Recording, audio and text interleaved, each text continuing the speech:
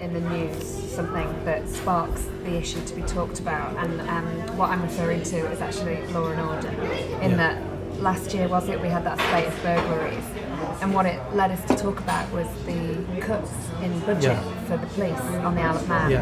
This is obviously an issue that is interesting to you. You think it deserves a conversation. No, absolutely, because it was 2014, but what happened is, and again, I have to come back to how the government sets out its budget. If you look at the 2014 budget, what happened was that the police were cut by £900,000. So it resulted in a number of job cuts, which is, I think it was about 24 job losses in the police force. Port Erin Police Station was closed down, Lord Street Police Station was closed down, but in the same budget, the QE2 school was given over £750,000 to upgrade their dining facilities. Now, I'm not saying that the QET didn't need that doing, but if we're talking about, money's tight, we have to tighten our belt, so to speak, I think, is it not more logical, and from a point of just pure common sense, should that not have been delayed? Should we have delayed the QE2 having that upgrade and actually maintain levels in the police force? Because what we saw that year, and I think it's something that we need to be certainly conscious of and not allow complacency, is there was over 40 odd burglaries that took place I think it was over 2 or 3 months. For me, what that exposed was just how vulnerable the Isle of Man potentially is to organised crime. I think, the police need the budget. They're under stress, they're understaffed. And again, I think, for me, public services have to be a priority.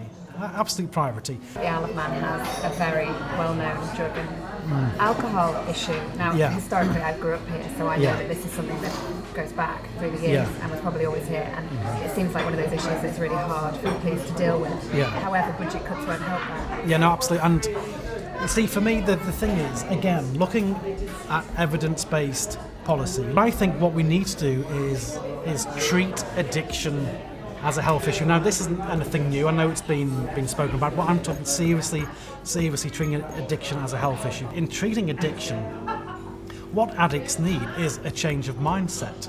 I think you need to look at the psychological issues behind it. It's about giving addicts the psychological support that they need, the social support that they need, to uncover what is the reason behind this addiction. You may say, well, it's a moral issue. You have the choice. Well, what if it's a teenage boy of the age of, say, 13, who has been influenced by drug dealers who are in the 20s? They took heroin because, of peer pressure. They became a heroin addict. They were pushed into a criminal circle. Their life never took off. They never experienced, what they wanted to pursue, etc. I think there are too many generalisations when it comes to drug addiction. And not every case is the same. Of course, some people just take it because it's exciting, it's new.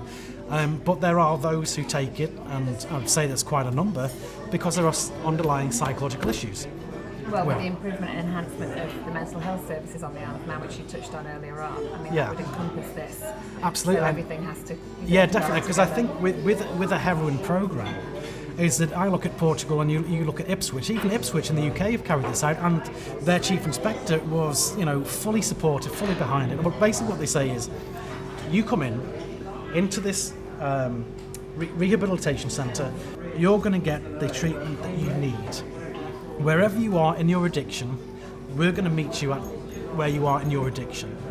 Alongside that is, we're going to give you the psychological help that you need in order to change your mindset. Because if you don't change mindsets, you're never going to address the issue. You have to dig deep psychologically, and even I would recommend, say, things like hypnotherapy, to have a treatment-based policy whereby we look at reducing heroin use as much as possible.